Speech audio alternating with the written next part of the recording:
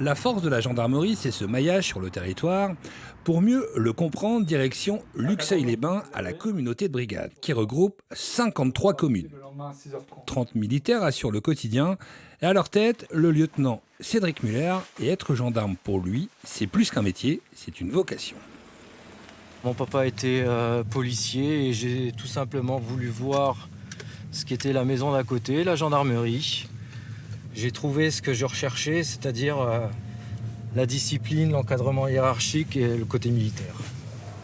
Toujours et encore cette proximité avec la population, entretenir le lien, comme avec cette mission dans cette zone commerciale. On vient vérifier dans le cadre de notre service quotidien si les gestes barrières, si tout est en place, si la jauge est respectée au niveau de la clientèle. On a été contrôlé la semaine dernière et donc tout était dans les normes. Pour moi, j'espère que tout va aller. C'est notre tâche quotidienne, hein, la proximité. Il faut qu'on soit au contact de la population, au contact des commerçants de manière quotidienne. D'une part pour les rassurer de notre présence et savoir qu'ils peuvent compter sur nous à tout instant, quoi. Centre opérationnel, gendarmerie de Soule, bonjour. La gendarmerie, bonjour. Place Boischu, au centre des impôts, où nous avons un individu excité. J'alerte les équipes sur gré.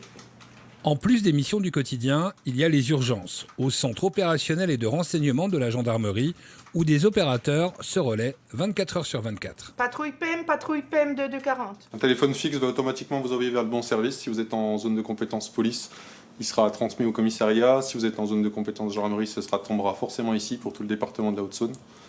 Et sinon, si c'est un téléphone portable, en règle générale, il ne se trompe pas, mais ça dépend le relais qui touche, quoi. C'est pas simple de déclencher une patrouille. Si c'est un accident, il n'y a pas de souci, on va déclencher tout de suite. Après, si c'est, on va analyser la situation, on va recueillir des éléments qui nous permettent d'envoyer une équipe, quoi. 71 000 appels sont reçus ici chaque année et 1 sur 5 nécessite une intervention des gendarmes sur le terrain. Répondre au plus vite à l'urgence avant qu'il ne soit trop tard. Le 17, c'est une écoute 24 heures sur 24 et parfois, c'est l'angoisse, le doute qui s'installe. C'est un métier gendarme, on se rend vraiment compte de l'état actuel de la société. Ouais. Vraiment, quand les gens ne sont pas bien, on le ressent. On l'a pas mal ressenti, notamment au début de la pandémie. Quand il y a eu les premières mesures de confinement, on a eu des tas d'appels ici parce que les gens étaient complètement perdus, quoi. C'est une société des fois qui est un petit peu malade entre guillemets, et puis bien souvent, ouais, ça peut être là où les gens se réfugient. Ouais.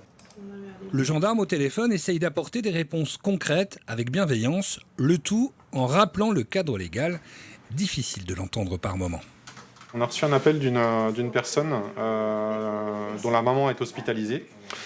Et son fils, donc le petit-fils de cette personne, habite Strasbourg. Et la grand-mère est hospitalisée dans le secteur de Gré. Et elle nous demande l'autorisation pour son petit-fils de circuler pendant les heures du couvre-feu.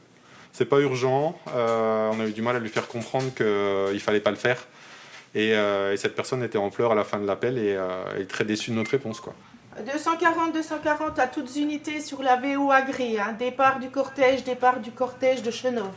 Il y a les appels à gérer, mais il y a aussi d'autres missions avec ce que l'on appelle les voyages officiels, quand un ministre se rend dans le département. Aujourd'hui, c'est Bruno Le Maire, le ministre de l'économie et des finances. Il faut sécuriser la visite et tout se supervise également depuis cette tour de contrôle. On a une vue de toutes nos unités qui sont engagées, comme là donc pour le VO, le voyage officiel. On a le top départ, on va suivre son entrée dans le département. Ici, on a la gestion de l'événement. Demain, nous accompagnerons les techniciens en identification criminelle et découvrirons une unité spécialisée dans la cybercriminalité.